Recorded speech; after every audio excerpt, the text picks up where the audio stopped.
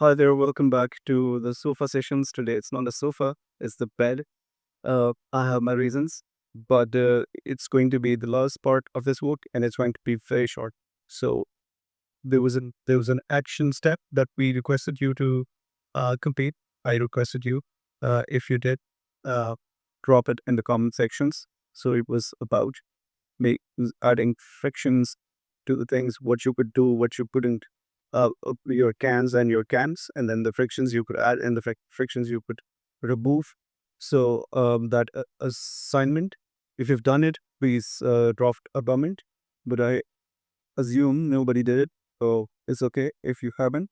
We'll continue. So we covered the first four parts where dopamine and the role it plays was discussed, the problem, the benefits of a detox, and then a three-step method for a successful detox. And now we're going to quickly do this, what's left, and it's a few pages. So we'll start from part five, doing the work and overcoming procrastination. Uh, I think we covered this, huh? Okay. Okay, so here we go. One of the main goals of a dopamine detox is to lower your level of stimulation to help you feel more motivated to work on the key tasks. In this section, we'll see what you can do to maintain a more. So let's start again. So let's start with this one. One of the main goals of a dopamine. So let's start with this one. Right. S- So let's continue with part five, doing the work and overcoming procrastination.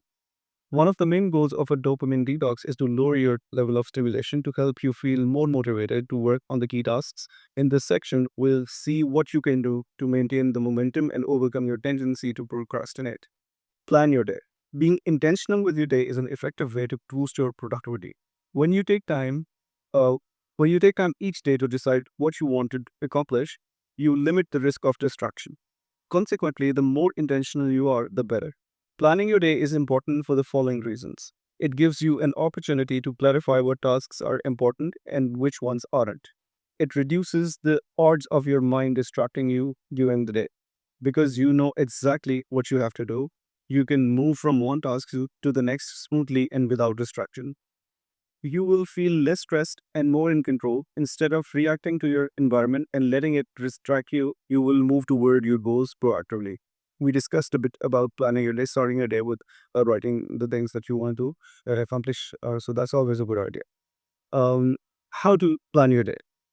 You don't need fancy tools to plan your day. Instead, you can use a secret technique forgotten by many: pen and paper. Simply write down a few key tasks you might achieve today. 3 to 5 tasks might be ideal. Place them in the order of importance and start working on your first task. When you once you complete it, proceed to the next. Repeat the process until you have completed all the tasks on your list. Now, here are now here are a here are a few things to consider. Make sure these are key tasks that move the needle forward.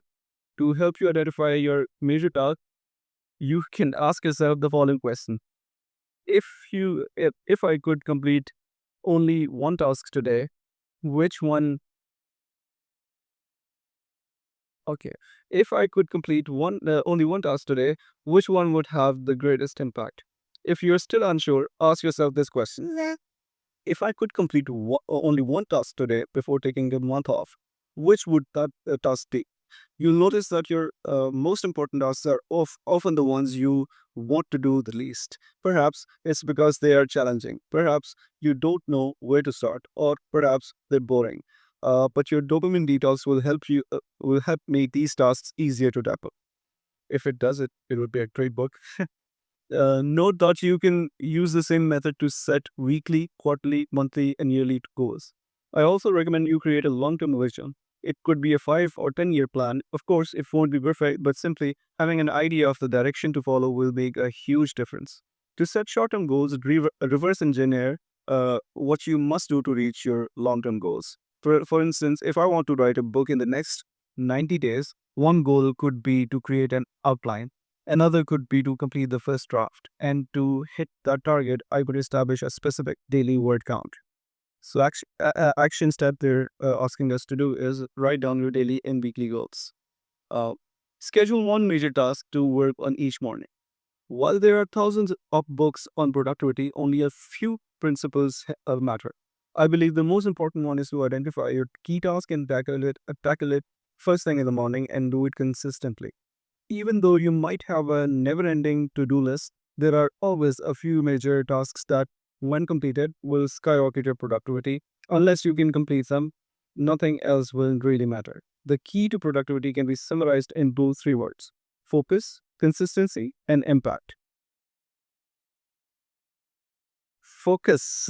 Focus is your ability to maintain your concentration and avoid distraction or procrastination while working on your tasks. Consistently, consistency means developing the habit of working on your key tasks every day, week after week, month after month, and year after year. Impact means identify your key tasks, the one that have the greatest impact on your long-term success, and working on them as often as possible. Productivity can then be defined as having consistent focus on your most impactful tasks. Now, let's see what you can do specifically to stay focused on your most important task each day. Develop laser sharp focus. Your ability to develop laser sharp focus is one of the most important things you can do to improve your productivity. By focusing on your key tasks consistently for just for 45 minutes daily, you can make more progress than you can with almost anything else you could be doing instead. In this section, we'll discuss specific things you can do to build your focus and complete your key tasks each day. So, one, be at the same place at the same time every day.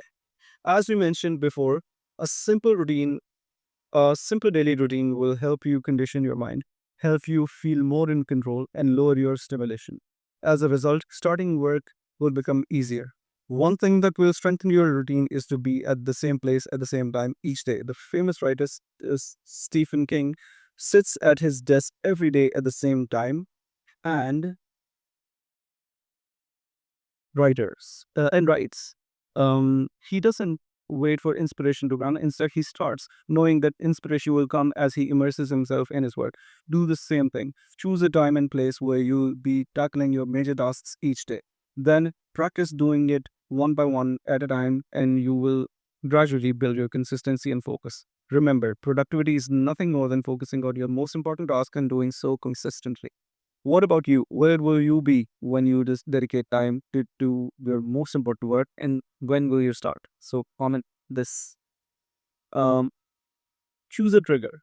As you create your routine, choose a specific trigger. It could be making tea and sitting at your desk, or it could be completing your meditation session. Try to select a trigger that will help calm your mind.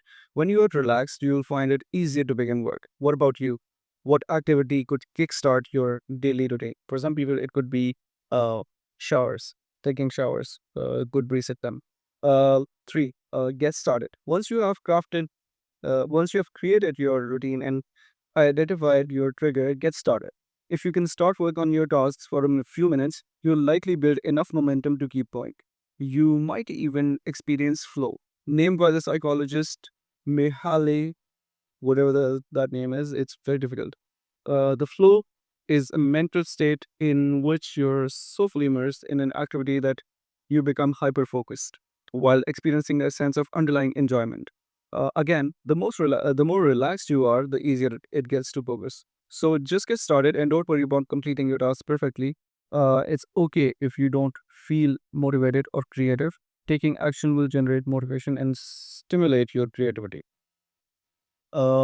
The one thing that I would like to say here is something that I have practiced today. So, avoid perfection. So, in order to make this third video, I was supposed to do it on a sofa where I do it every day, but there were frictions to it.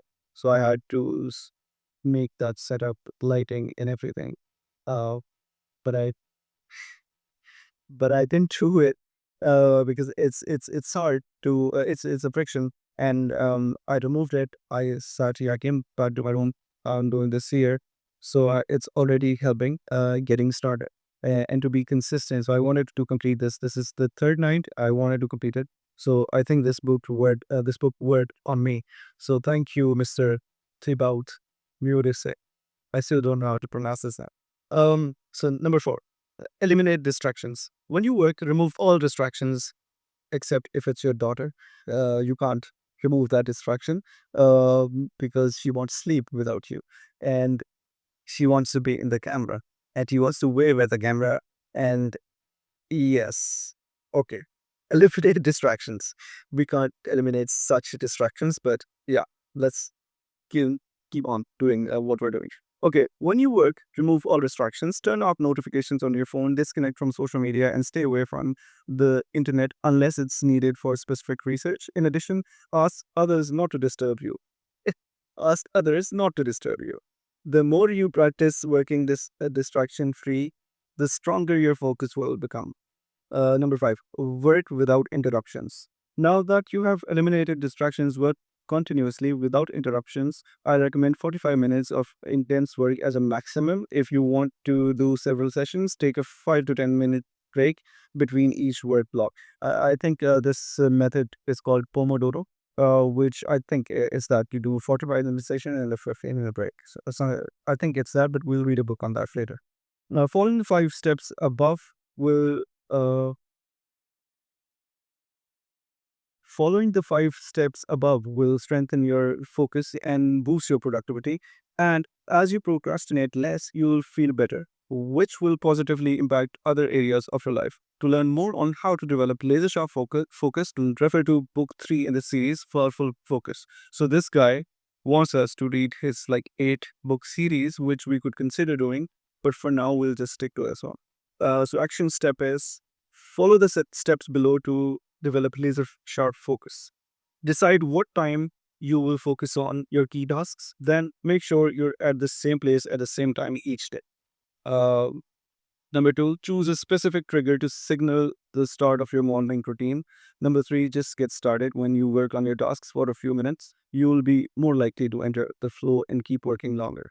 Number four, eliminates any distractions, phone notifications, internet, etc. And finally, fifth, work without interruption. Aim to complete 45 minutes of uninterrupted work.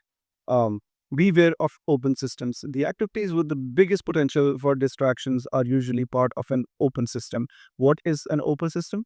An open system is simply an application or situation that provides you with a continuous and never ending supply of external stimuli. Some examples are emails, Facebook, YouTube, and more generally, the internet as a whole. Whenever you enter an open system, you risk becoming overstimulated. For instance, if the first thing you do in the morning is to check Facebook, you might find yourself scrolling down your newsfeed for no reason, watching one video after the other, or messaging a friend and entering a long conversation. Once you finally close Facebook, you might find yourself so stimulated you will struggle to begin work. That is why you must guard against entering an open system and understand the risk you take if you do so. With open systems, there is no end to reach. No end to reach, no point at which you can ever be finished, and an almost infinite number of ways to become distracted. As a result, you can end up wasting hours of your time each day. In short, open systems create distractions. Instead, you should strive to design closed systems. What are closed systems? These are systems that offer little or no room for distractions. As a result, they force you to work on your task and only on it. Some examples are Excel spreadsheets, Word documents, and or PowerPoint presentations. These days, I try to open the file for the book I'm currently writing before doing anything else on my computer. I also avoid checking my phone. In other words, I start my day with a closed system, and I encourage you to do the same. When you begin your working day with a closed system, you can avoid becoming overstimulated, which will make it easier for you to work on challenging tasks. And as you do so each day, you'll feel better and will want to work on even more tasks. So, perhaps one of the biggest secrets to overcoming procrastination, becoming more productive, is to start your day with a closed system. This way, you can avoid countless distractions. Remember, what you do first thing in the morning matters far more than you think. Just one tiny decision can have a dramatic effect on your day's productivity. The action step: Write down a few examples of open systems that lead you to becoming distracted. Then write down one closed system you could implement to help you increase your productivity. And this is the final part. Part 6, avoiding dopamine relapse. Congratulations, you just completed that dopamine detox, and now I bet you feel much more relaxed and far more in control of your day. But what next? If you're not careful, you'll inevitably relapse. Old habits die hard. That's why in this section we'll describe a few specific things you can do to avoid reverting back to your never-ending stimulation loop. Let's get started. One, be aware when you start relapsing. Self-awareness is the key to making lasting change. The first step is to avoid or limit relapses in uh, the first step to avoid or limit relapses is to notice whenever you find yourself becoming overstimulated. When you struggle to work on an important task, stop for a moment, then recommit to your daily routine. In truth, you will probably relapse after a few days, weeks, or months. And this is completely normal. I find myself going from periods when I'm hyper focused to periods when I feel restless and so overstimulated that I struggle to compete anywhere. Number two, understand the battle between you and your mind. When it helps, when it happens to you, the key is to accept it and avoid feeling guilty.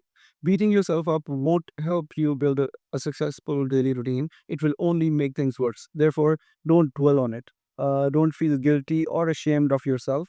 Simply restart your routine and do it one day at a time. Number three, understand that the world is against you. In today's world, maintaining focus has become incredibly difficult.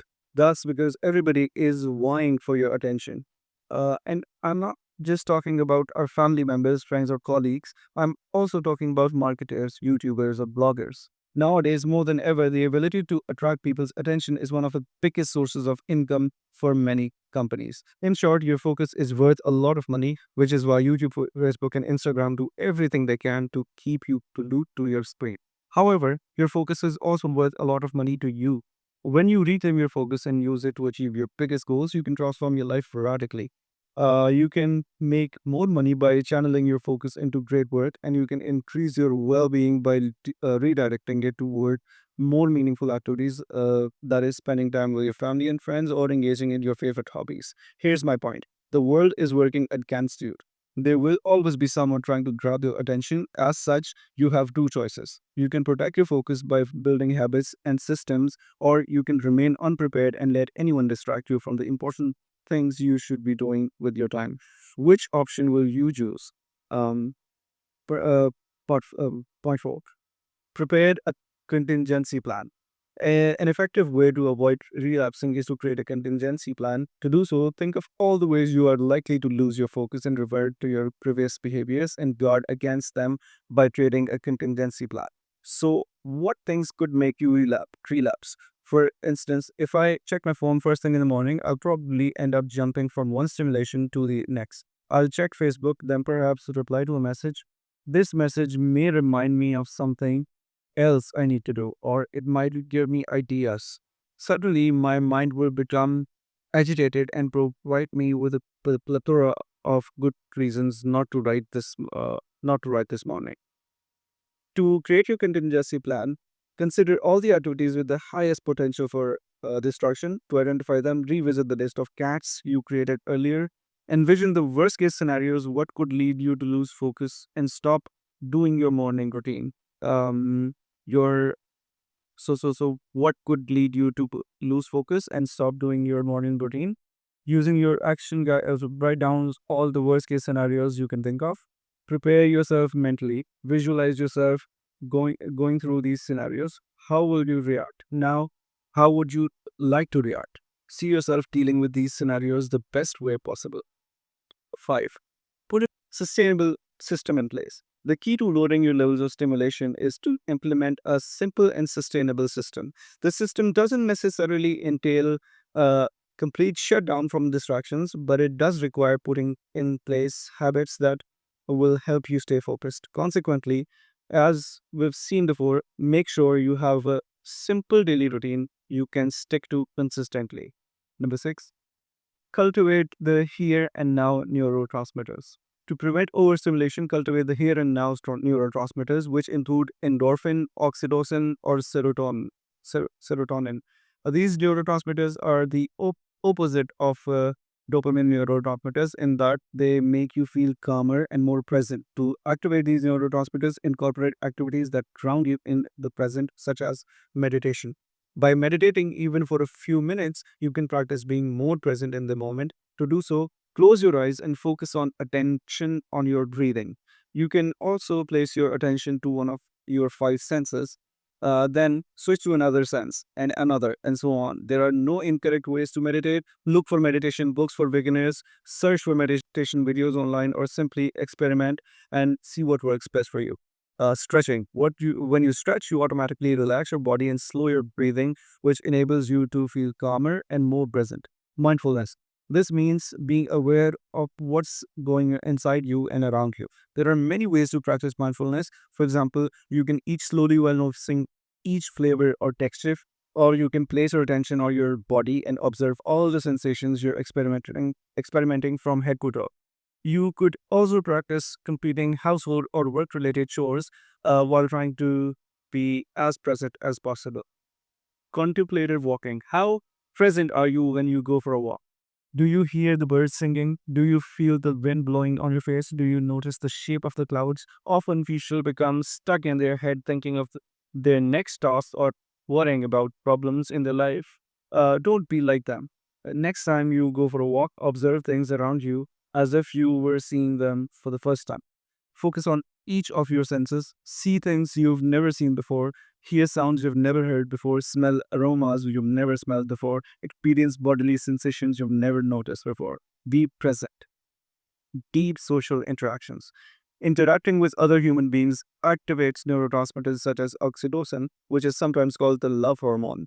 The more present you are, the more you'll be able to connect and experience a pleasant sense of bonding. Therefore, making sure you spend enough time around the people you care about. Boredom. Practicing doing nothing is a good way to lower your level of stimulation. Our mind constantly wants to do things. For a moment, be okay with doing nothing. Sit down and observe things, eat in silence, or walk with no specific intent or destination in mind. By incorporating some of the above activities, you will be calmer and more present during your day. As a result, you will you will reduce the risk of becoming overstimulated. What about you? What activities could you implement in your daily routine? So the action step is write down at least one activity you could engage in every day in order to stay calm and focus. Um, commit to a 30-day challenge. Yes, 30-day challenge. To benefit from your dopamine detox, I encourage you to implement a simple daily routine to adhere to for the next 30 days. So see it as a 30-day challenge. This will help you avoid reverting to your old habits as soon as you finish your dopamine detox. Alternatively, you can read the other books in the series as you continue your journey toward higher level of focus and productivity. Each subsequent book in the series will help you build a critical skill in just 7 days. In book 2, Immediate Action, you'll discover how to overcome procrastination. In book 3, Powerful Focus, you'll learn how to gain clarity and develop laser sharp focus. And in book 4, Strategic Mindset, you'll refine your critical thinking skills and develop a crystal clear strategy that will help you skyrocket your productivity. The conclusion of the book, so this is only one page left, the last page. Um, you can choose to control your focus, or you can let someone else take it away from you. When you learn to avoid highly stimulating activities that destroy your ability to remain calm and focused, you will find yourself capable of tackling your major tasks with more ease than ever before. Going through a dopamine detox will help you lower your level of stimulation and ensure you work on your major tasks. Remember that excitement and fulfillment aren't the same things. As you learn to eliminate external stimulations and immerse yourself in your work, hobbies, or relationships, you'll experience a deeper sense of fulfillment and will feel much better. You will also end up becoming far more productive and you will also be you will also end up becoming far more productive and accomplishing many of your goals and dreams. So stop letting your environment hijack your brain and regain control of it instead. This is the key to a healthy and productive life. Good book. Good book. Interesting. Uh, yeah. So this is it. This is it. Let me know what you think about the book. We did. We completed the book and came here 3 nights in a row. And I think what I will choose would be starting from the uh, informals. So which one was it? I don't remember. My memory sucks. But they would was it 24 art dopamine detox and then 48 hour and the third one was called something partial dopamine detox. So I'm gonna start with I have already started with that. I removed the game and I didn't download it today. So usually I don't download it every night, but tonight I did not. And I also practiced something that I didn't go to my office to do this. I came here, which is the opposite of what they said in the last chapter. But it worked for me because I removed friction and I just did it. I uploaded the video, and I'm going to upload it soon. And yeah, thank you for being here with me to read this book. And I'll in the next video I'll show you my collection, and then you can choose which book we read next. Until then, thank you. Take care.